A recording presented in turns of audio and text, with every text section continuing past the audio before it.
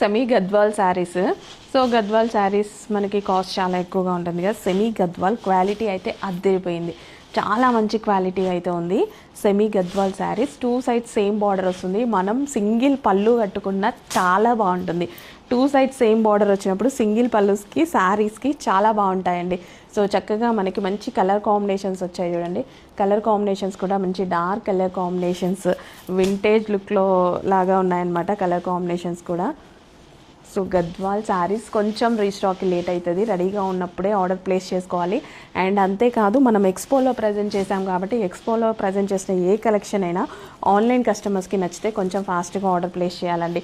So lavender colour కొంచెం లైట్గా పడుతుంది, వైలెట్ షేడ్ లావెండర్, కల్నేతా షేడ్ అనమాట.